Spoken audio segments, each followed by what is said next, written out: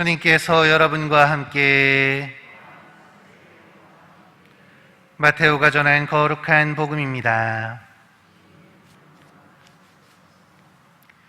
그때 예수님께서 제자들에게 이런 비유를 들어 말씀하셨다. 하늘나라는 저마다 등을 들고 신랑을 맞이하러 나간 10 처녀에 비길 수 있을 것이다. 그 가운데 5은 어리석고 5은 슬기로웠다. 어리석은 처녀들은 등은 가지고 있었지만 기름은 가지고 있지 않았다. 그러나 슬기로운 처녀들은 등과 함께 기름도 그릇에 담아 가지고 있었다. 신랑이 늦어지자 처녀들은 모두 졸다가 잠이 들었다. 그런데 한밤중에 외치는 소리가 났다.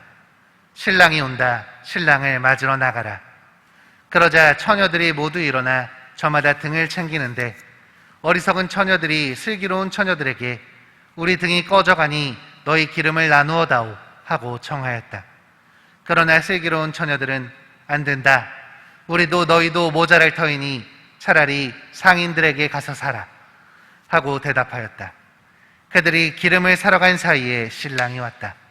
준비하고 있던 처녀들은 신랑과 함께 혼인잔치에 들어가고 문은 닫혔다. 나중에 나머지 처녀들이 와서 주인님, 주인님, 문을 열어주십시오 하고 청하였지만 그는 내가 진실로 너희에게 말한다. 나는 너희를 알지 못한다 하고 대답하였다. 그러니 깨어 있어라. 너희가 그날과 그 시간을 모르기 때문이다. 주님의 말씀입니다. 그리스도님 참여합니다.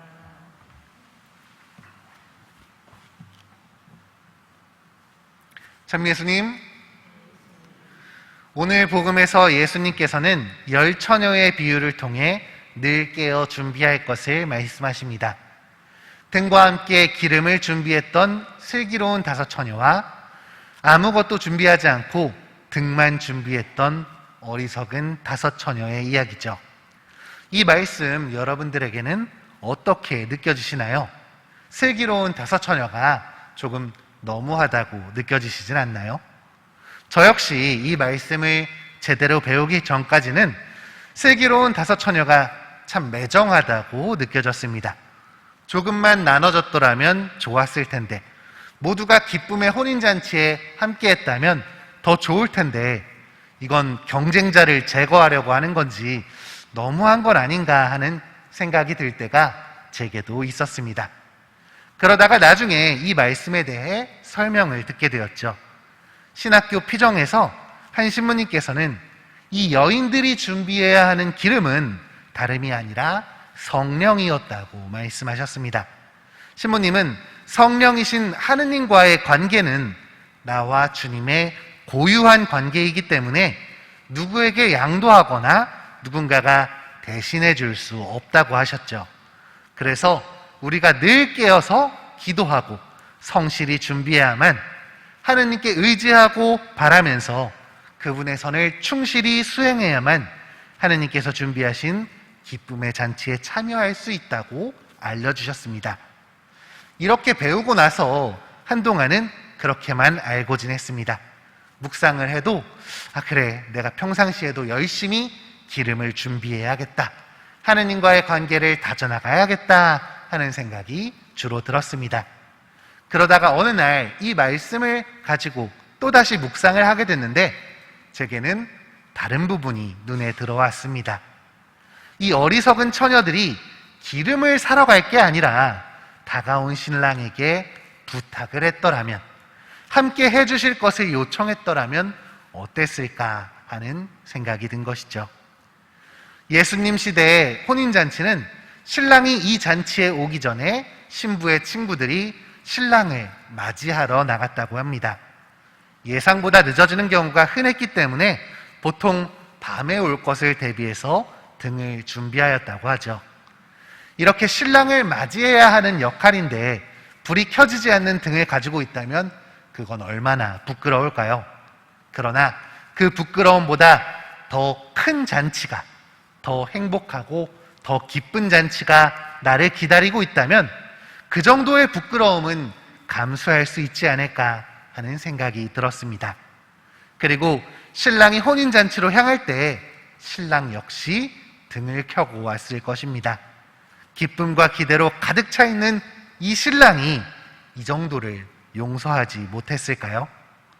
어리석은 처녀들은 뒤늦게 무언가를 하려기보다 무조건 그의 곁에 붙어 있었어야 했습니다.